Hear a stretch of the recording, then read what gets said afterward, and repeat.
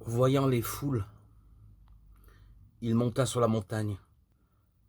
Lorsqu'il se fut assis, ses disciples s'approchèrent de lui, et ouvrant la bouche, il les enseignait. Matthieu 5, 1, 2. Dans ce qu'on appelle le sermon sur la montagne, Matthieu 5 à 7, notre Seigneur ne prêchait pas l'évangile, il énonçait les principes de son royaume, qui doivent guider la vie de tous ceux qui disent être ses disciples. C'est la loi du royaume que tous ses fidèles sujets doivent observer en attendant le jour où le roi lui-même sera révélé.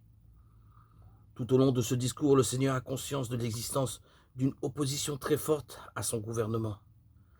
Mais ceux qui reconnaissent son autorité sont appelés à manifester un esprit doux et humble, tel qu'il a été vu en lui pendant les jours de son abaissement sur la terre. Pour quelqu'un qui ne croit pas, ce sermon n'est pas un modèle de vie, mais plutôt une source de condamnation. Il établit une norme si élevée qu'aucune personne non croyante ne peut, de quelque manière que ce soit, y atteindre. Si celui qui tente de le faire est honnête et consciencieux, il réalisera bientôt son impuissance totale. Les esprits les plus forts de la terre ont reconnu, dans le sermon sur la montagne, un enseignement de la plus haute moralité pour les hommes, et en ont fait l'éloge, même s'ils étaient conscients de leur incapacité à le respecter. En ce qui concerne les non-croyants, l'enseignement donné ici devient comme Scofield le dit, la loi élevée a une puissance infiniment supérieure.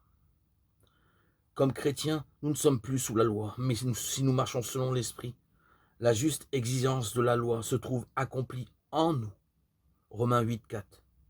De la même manière, les principes énoncés dans ce sermon trouveront leur expression concrète dans notre vie, si nous marchons par l'Esprit. Galates 5, 16, 23. Sur les traces de notre Sauveur. 1 Pierre 2, 21. Il ne s'agit pas pour nous de limiter ces principes aux disciples d'avant la croix ou à ceux qui formeront le reste fidèle avec avant l'établissement du règne de 1000 ans, bien qu'ils puissent s'appliquer à ces deux classes de personnes, tout en étant un peuple céleste. Nous avons des responsabilités terrestres, ne l'oublions pas. Ces responsabilités sont définies pour nous dans le plus grand de tous les sermons concernant le comportement humain.